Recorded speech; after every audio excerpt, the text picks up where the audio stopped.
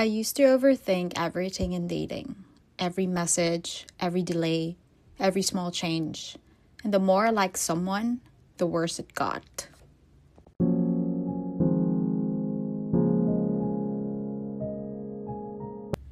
Healing my anxious attachment didn't happen overnight. And I don't think I'm fully secure even now. But I can say this honestly. I've come a long way. Because before, my dating patterns looked very different. I used to overthink everything. I would analyze messages, wait for replies, hope for consistency, and when something felt off, I would lean in harder. I thought if I just understood it better or tried a little more, I could fix it. But over time, I realized something important. My anxious attachment wasn't just about other people.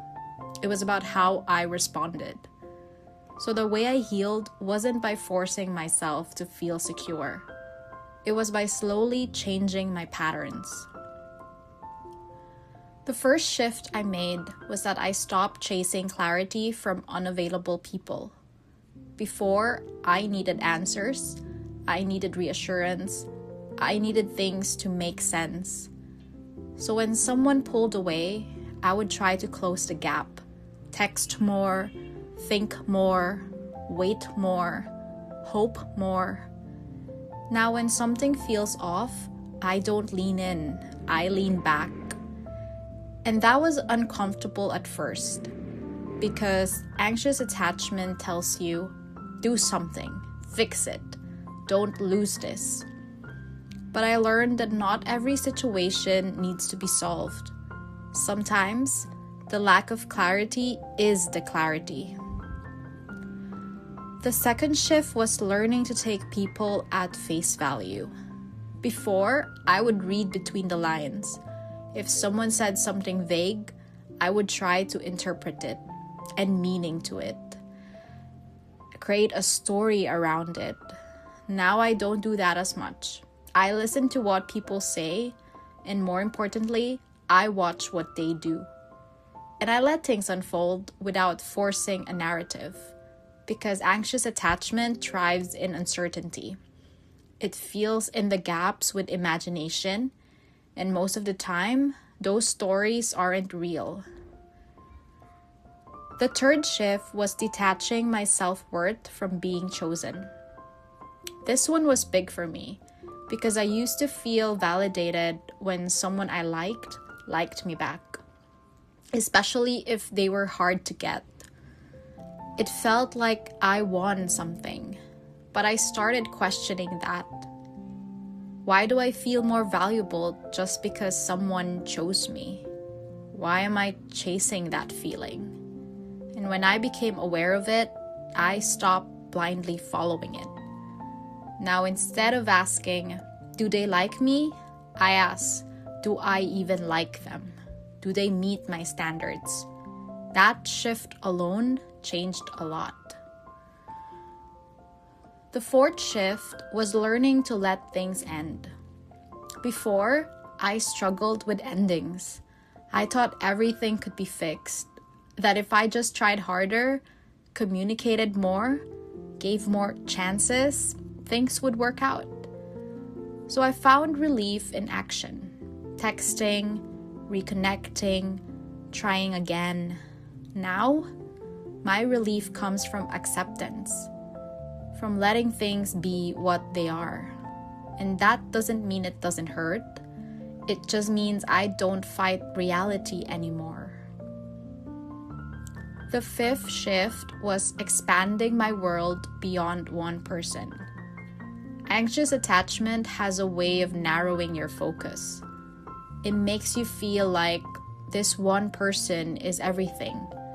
This connection is everything. And when that happens, you put so much pressure on it, so much meaning, and that pressure creates anxiety. What helped me was opening my world again, meeting other people, traveling, spending time with friends, focusing on my own life, and realizing This is just one connection among many possibilities. And when you see it that way, you stop holding on so tightly. The sixth shift was building internal boundaries. Before, I tried to control outcomes.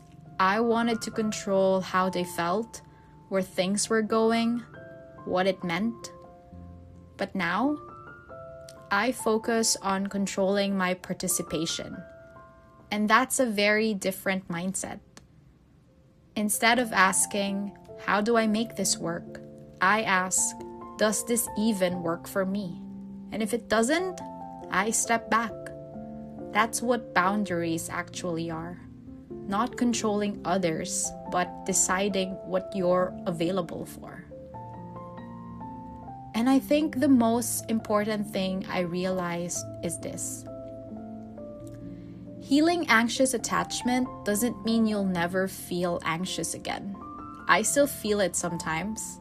I still have moments where I want to overthink or reach out or seek reassurance. But the difference now is I don't act on it the same way. I notice it, I sit with it, and I let it pass.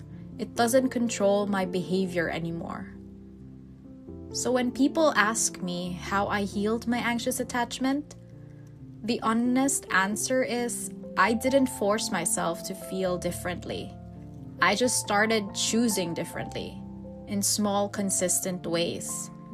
Not texting, not chasing, not overanalyzing, not attaching meaning where there isn't any.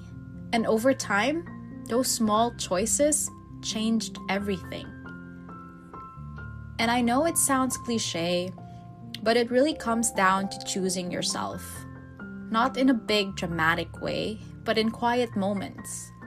When you decide not to chase, when you decide to walk away, when you decide to trust what you see, that's what healing looks like. Not perfect, not linear, but consistent. And most importantly, it's real.